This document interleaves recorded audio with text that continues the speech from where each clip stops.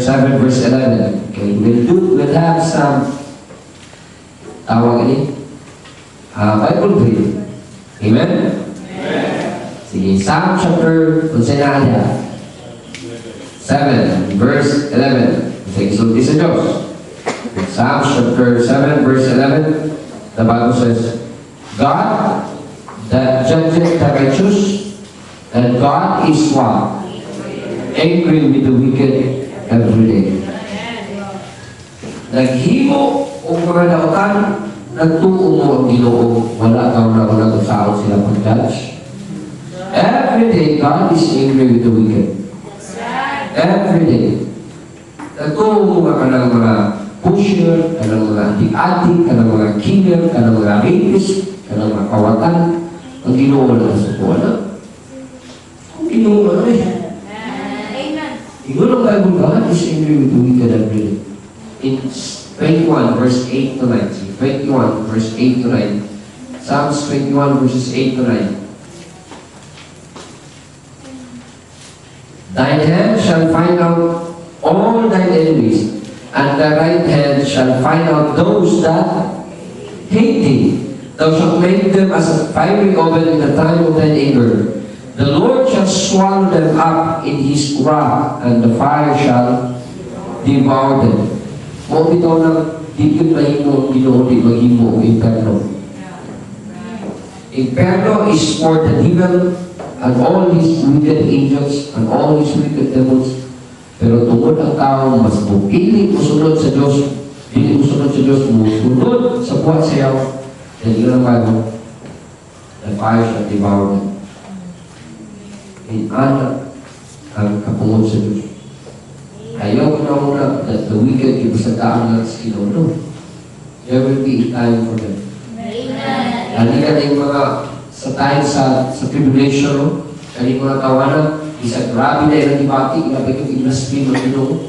Kaya ang word blaspheme, ilahan pag yung kaya bang sultian, imaayon, ilabay yung yagaan, ilahan pag yung ang kasuko sa Diyos, ilahan, balikan silang kasuko. Moro na magnasa na imo.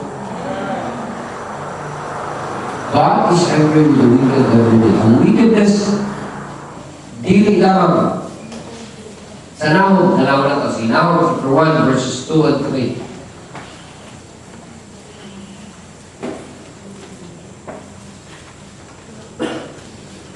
Habang nalapit ng Nahum, may Obadiah, Jonah, Micah, Nahum, and Habakkuk. Habakkuk, hindi Habakkuk. Nahum chapter 1, verses 2 and 3. God is jealous, and the Lord to be vengeant. Ilog kami, ang Ginoo magsilos. Huwag ang Ginoo mabalos. And the Lord will vengeance and is what? Furious. Magsiga-siga sa Panginoong Ginoo. And the Lord will take vengeance on His adversaries and He will serve wrath for His enemies. Ang mga kaaway sa Diyos, kinisabahan ng kapungod niya. Verse 3, the Lord is slow to anger and great in power and will not at all acquit the wicked. Ay, di na pala yun yung kadautan. Hindi na mo, magkumidya, kahimo kang sala, di na pala yun si Ginoo. Nagkuha pala yun si Ginoo. God will not acquit the wicked. In the Bible, and the Lord hath His way in the whirlwind and in the storm, and the clouds are the dust of His feet. In ani ang greatness sa Diyos. God is angry with the wicked every day. So God's wrath is poured out sa wicked, ikaduha. God's wrath is poured out to those that forsake Him. Kung mapalayo sa Diyos. Nagtuo ka na kung mapalayo ka sa Diyos, ang Diyos alkansi. Hindi tao ng Diyos alkansi. Ikaw ang alkansi kung di ka mo patuon sa Diyos. Awahan, sige. Unsay passage sa pagkitanaw niya? Israel. Hangalapit Israel. Israel Nehemiah. So that is before sa Psalms, before sa Job. So, Israel.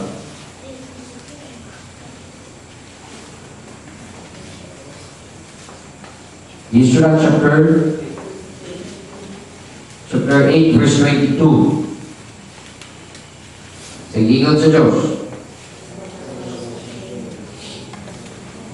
For I was ashamed to require the king band of soldiers and horsemen to help us against the enemy in the way, because he had spoken to the king, saying, the hand of God is upon all them that do good and seek him, but his power and his wrath is against all them that forsake him.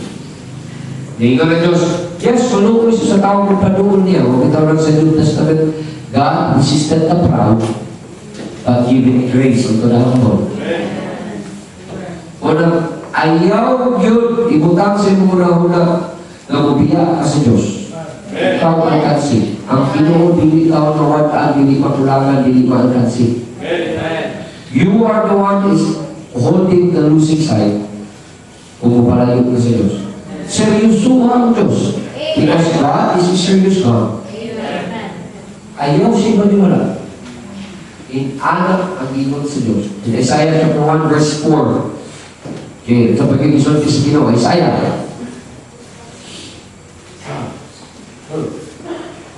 Hanapin ng Isaiah after sa Song of Solomon. Okay, Isaiah chapter 1 verse 4. Maligikot sa Diyos. A sinful nation, a people laden with iniquity, a sin of evildoers, children that are corrupters, they have forsaken the Lord, they have provoked down one to Israel to anger. They are gone away one, backward. You are provoking God when you forsake Him. Iwasan gihagin. Sa inaanak kay kakahilas to. Sa nauna na to, di ta mo simpa, o ang Ginoo ay nawadaan ba?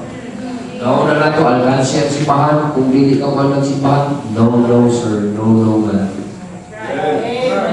Ikaw mo yung alkansi. Dili taon ang Ginoo mo ay mahimong makaluluoy if mo palayo ka niya. Ikaw may mahimong makaluluoy. You are provoking God. Ginahagit ni mo ang Diyos. Ayun, nakita Ginoo kayo, ano pa kasi yung kumiti? You are just a dust. Sa iya, mga mata. Wala kayo ka. Pili na katayukan. Oh. Let it go, let it go. But where will you go? Ito no, God's wrath is poured out. Dili lang sa those who forsake Him. God's wrath is poured out to those who will not believe Him. Kung ikaw pa imperno ang tao, malunod siya naka-impernuan sa tao, hindi man niya ang pagkakasasala. God has given His life for you na dito sa cross sa Calvary. God has given His only begotten Son to save you. Kung ka kung siya makapa-imperno niyo, hindi mo kamutuo ka kung makamatay niya Diyos kung mawala tayo kong kaluwasan. Because of unbelief, mo na ma-imperno ka. Because of unbelief, mo sa malaot ka. Kapalo ka, God cannot do marvelous things sa iyong life because you do not believe that He can. Ang determinant for God, kung unsa ang imuon sa Diyos sa ating kinabuhi, is always according to our faith. According to your faith, it shall be done unto you. Pero if you would not believe it means you are binitilin God. Kung ipakagamay ang Diyos. Ang Diyos na naghimo sa langit o sa yuta sa iyalang pagsulti. Ang Diyos na ibutang sa kahayang kagitid, isultiran, maghino na limo. Karon tungod sa iyong pagtibog, pa mo iyakang ipurpa, wala ka na isulti ka na itaw, hindi ka hulba yun ang Diyos ugdas. Dahil kabalo ka, asa ka na i-model. I-model ka sa iyaha. Your model, grabe kayo ka-glorious. Pero di ka niya akong kamutuon. Ay, kayo na dito, kahilas, anong kawalan? Sir, ito pa na, sige mo, sobra na kay kamaayo ba niya, huwag ka daw na, that our God is balanced God. He's glorious, He's mighty, He ought to be feared. Inaano kong Ginooy. Kung una-una na, hindi na permira na sabton si Ginoo. Usap mo bitaw Ginoo na to. Pero pag binuang sa kanya, hindi sa mo palabin ka. Pero Psalm 78, sige, Psalm 78. Bible 3. Amen?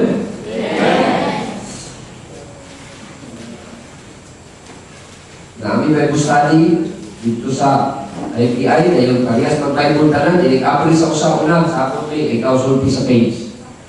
Sa nga page, karon di kita parehas ng page tanan, so di kayo mo makaunag-apris sa nga page.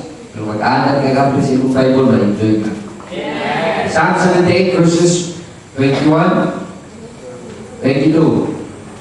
Therefore the Lord heard this and was wroth. So if fire was kindled against Jacob, and the anger also came up against Israel, verse 22, because what? He believed not in God and trusted not in His salvation. Say, tamutuos Ginoo, mapili siyang magtrabaho sa tulay. Walang usahay, kung palayo ka, malikamo ka sa pagkagalingon, mahimot kang kikoy kawan, usahan na rin kang pawag sa Ginoo. Ang gusto sa Ginoo siya una, sa ano yung pinakaulay. Kaya mauna na ito sa prayer spare time. No, prayers na ito spare time. Unya ka mag-ampo kung maplatan ka. No. Your main time should be your prayer.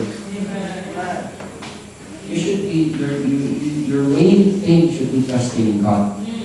Wala Christianity. Then, next one. God's wrath is poured out against the intelligence. Ano sa intelligence? Di ba ginulsol? Kapalo na ka, nakasala ka, kapag-sudoso, pwede-puliyong, palo na ka, i-confront ka sa Holy Spirit, ipag-iistoryahan mo kasing-kasing, mag-ilas-ilas, kaya po ka, mayroon kaya po ka-okay ka. Tugog ka kwalis, utian ka, inana, yung tinabuhi, dapat, you repent, dapat, pag tinarong ka, sa'yo na una no, tinarong ka. Wala pa'y isukol sa Diyos na nakadaog. Wala pa'y tao nagpagahin sa iyang kagalingon sa Ginoo na nagpabilin na nagkaroon. Even si Job, isulti, wala yung who is able to stand against the Almighty. Muna pag-hinulsul, kapalunin ang nakailihimong sarap, pag-hinulsul. Yung ipaghilas-hilas mo, palayo na mo kas Ginoo, una-una na lang mo nga, okay na inanin mo no! The more na i-convict ka sa iyong sala, the more ka nga mahapon ka kung panoon sa Diyos. Amen! Kaya mo sabot ang Ginoo ka, suko na noon mo. Suko na noon Ginoo mo, sabot nga ang iyang anger i-put out sa iyo. O malinay po sa mga, di ba, sa tribulation? Instead, grabe na yung ibati, ilang yung inasping Ginoo. Pag inulso na lang talay sila. Bahala pa na sila isang sus kaluwasan, basing napay nilinsin. Mausap pa sa inyo siyang plano, kung nakay tataka 666, o pag inulso ka, may Ginoo, kaluoy ka nila, inulso, paong ka nila, ito may Petro. Di ba? Atong panahon na? So, impenitence. Tanawa na sa Psalm, sa Psalm verse 12, ibasa na natin kanina. Then Proverbs chapter 1, verse 30 to 31. Diingon ng Ginoo, ako to ninyo, tungkol kay I stretch out my hand, no one regarded. Yung Ginoo na lang ka mo to, may butagan. Ay, mangita ka niya early, Lord of Diyos, you shall not find me. And when your fear cometh, sa diyang imong kahadlok, maabot na. Then, your fear cometh as isolation. Kung bitaw mo sa akin, nauna ninyo, kamong mga nagginuang, di mo mag-ginulso, sige lang mo i-confront na inyo ang kuligya. I'm telling you, ang kapungod sa Diyos, ibukod niya sa inyo. Nagtuo kang palabyo na sa Ginoo, makaka, mawitlo kang dilimuha, manguha kang gamit dilimu. Ito, kapalabyo ka, nakasabot ang Ginoo mo, ikaw dapat unang mo sabot sa Diyos, kumatarong siya.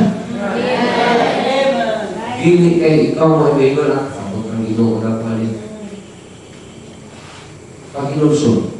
Di ka ikaw mag-inulsol, patay kang bata ka. Sa kangkungan ka pupulutin. You will be wallowing with the pigs. Maglayo mo sa mga bugaw sa piggery. Telling you, kung saan pupunta na kayo magkaw, yung pili na ang Ginoo sa iyong pagkamatao. Amen. Love you, kaka. Tinulsod. Amen? Amen. And so on, apostasy. Apostasy is departing from the faith. Siya kabalo siya tinuod, dahil iyang biyaan kay para satisfy sa iyang pagalingon na tinuha at is apostasy.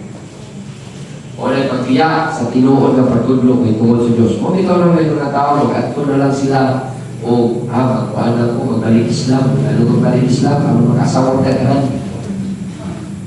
o magkuhan sa kabalo na ito section sa Bible, mag-Hindu kuhanin, kaya makasulod ko sa kuhan. Sulod ko sa mga Muslim areas, Muslim places. No. Ang apostasy, kasuktan yung kaya sa Diyos. Mupalayo kali ka sa tinuod na pagtulog sa Bible, I'm telling you, ang Diyos dili kaniya piling kasagtaan. He will judge you. Then, second to the last, idolatry. Diba? Ito nang ibasa ka ganina, our God is a jealous God. Magsilos yun ka kung Ginoo. Ikaw na kung hindi ka magsilos na. O kalalitan.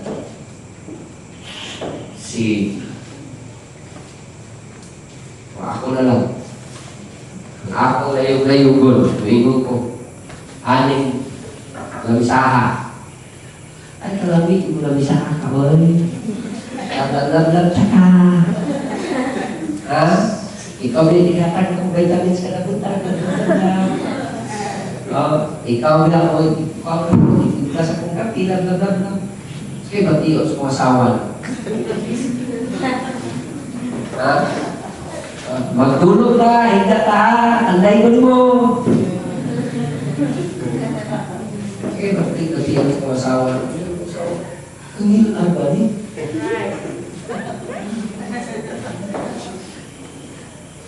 Utang ka niya.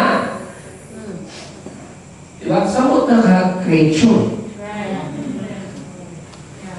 Kung ano ay idolatry mo sa kung Ginoo eh. At sino naman yung layugod ba ito, iporma na tao? Layugod mo kahoy, iporma na tao? Nauban na ba makakuhit na, okay na nila, makakuhit na, ayos na, daog na. Di ba pasok kong Ginoo, oy, ako'y nahihiwala ka na naman yung gitay. Ako'y nahihiwala ka sa alsa na nanyo na yung gimong Ginoo, ang sa ko.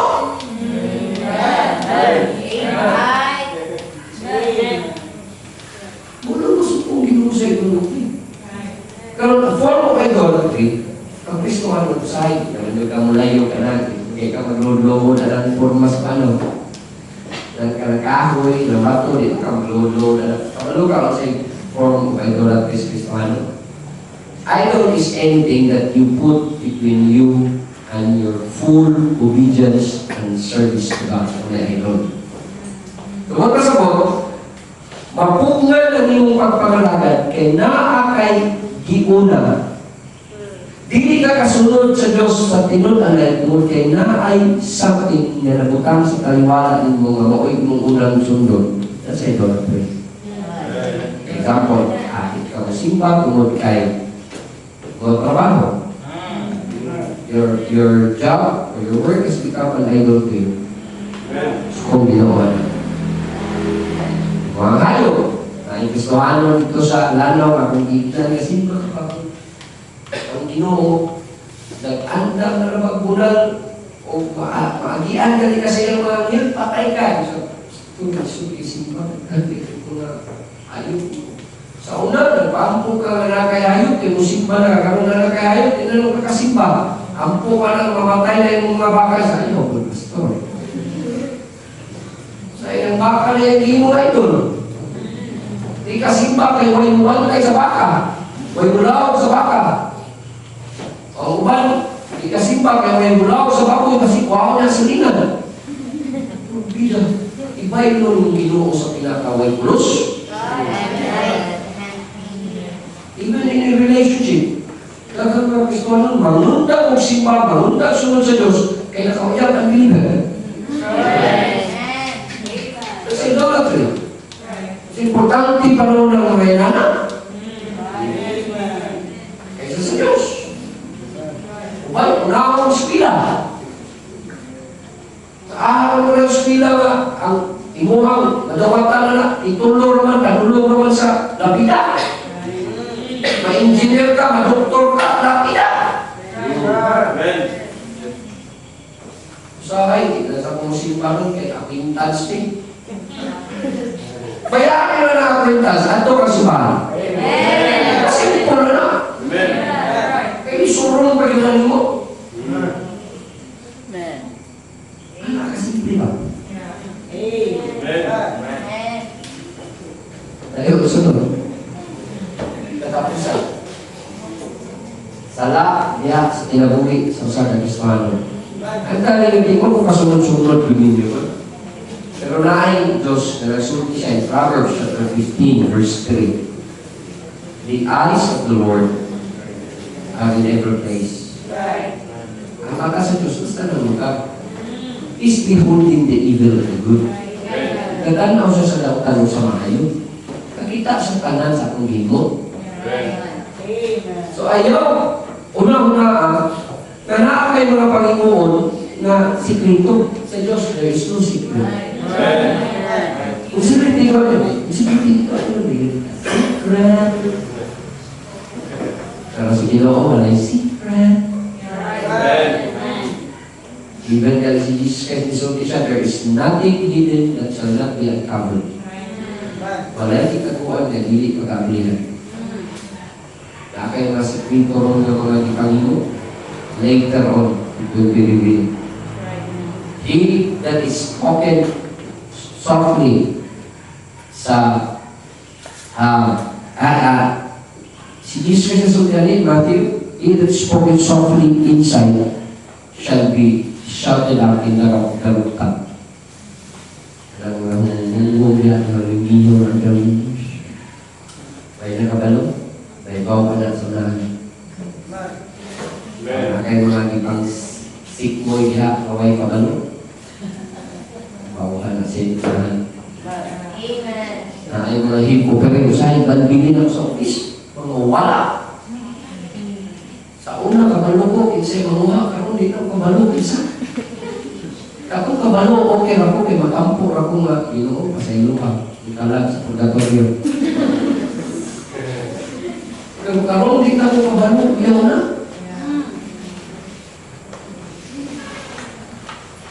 Nagtuo ka makalabyo na kaskino. Amen. Sa pagkaon, taguan. Ayaw na kayo. Kapog, bali mo, kadalo, bali mo. Amen. Nag-fasting mo ikaw. Nag-pagay pa ang tanan. Pastor, pa-budget pastor, kaya mag-break, kaya ka pastor. Sige, kaya ako ikibisigan na nag-break kung hapon mo. Kapinam na mo mag-break.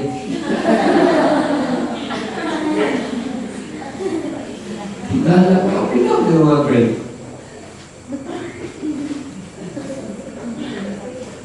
Yung anak, ang kapungon sa Diyos. Una, ang challenge is this one. Before we go, before we end up, the challenge is this one. Our God, all to be feared. Muna si Solomon sa wisdom diha sa Ginoo niya, ang last thing na nisulti. Hear the conclusion of the whole matter. Wa ka katupog sa kaala ni Solomon. Pero si Solomon i-declare sa wisdom kaya nasabtan. The conclusion of the whole matter. You fear God and keep His commandment. For that is the whole duty of man. Only ako mo. It's fear the Lord. And by His grace, ang kamutan na itong sunod, ang iyang kamubutan. Amen. Only akong duty. Kamutan pa namin, we shall all be ushered in the throne of God. At least, masulti na ito sa Diyos ko. We have done our best by your grace. Ikahadlukan ka na mo sa pagkuhalis kalimutan na ikaw ibutang sa mga kabalingon na sa iyong kabubutan. What is your challenge sa chapter 16? Galing ikaw ang kita. Loving Father, salamat sa iyong yatag ng mga panahon. Walay kong ikaw na Ginoo na hatag na mga niya chance. Even tamang karon, na aming mga ipangimo, Ginoo, but yet you are very, very gracious. Lord, pasaylo kami. Tabangin mo, Ginoo, na namang kasing-kasing. Di hardened, di penitent. Tabangin mo, Ginoo, na every time inuha kami kayong duman na aming mga kalapasan. Kami Ginoo, mapayong sanon ng ilang, wangkol, ang among tinguhaon ng pagtalikod at ipagbiyahan ng alang sa inyong panilamin. Lord God, among nasaktan, among nakikandikan sa inyong pulong, how dreadful na nasupok ka. Iilalim. You ought to be feared. Ang imuhang wrath beyond sa mo ang kaugalingon lang na pag-resist, hindi ipahimong makabalong. Tabangin mo. Remind us always na kanina kinabuhi na mo should believe in the fear of the Lord, and it should believe in keeping up your commandments. Lord, ang hold you. Tabangin mo. Salamat sa salvation na among nanay faith, and help us to grow in faith that we will be living a life pleasing sa mga tabangan. Thank you guys sa mga katawan. Salamat ang inyong oportunidad para simba. Talay ng Diyos. Nagilabang sa mga ngalan ni Jesus ang muling panayo. Again, isipin ng alagad ni Lord and praying, declaring, Lord, bless ka rin yung mga kanakan niya. Lord, kanalanginin sila sa mala sa ilang pag-honor nyo, pagsunod sa inyong pamubutong sila ang buol nyo. Pag-apis ng pagaling na si favor na si bless mo. Lord, nag-praise po alam sa mga nanay mga balatian na wala ka rumili. Lord, ikapang lalang sakit. Lord, I pray for my daughter. Hikap ka sa sakit ni Shigana. Kung patagin wisdom ang doktor na pinutake niya. Bisan nagkasayok, nagkadadik lang sa mo. Dahil siya yung full recovery. Kaya also para sa wala ko kay Bawi ng sakit ng mga kanakan mo. Lord, taga ito ang pag-ibig. Salamat kayo sa pag-ibig. Nagilamaw sa kabalangalan ni Jesus. Ang iampo, ipangayon, ipasalamatan. Amen.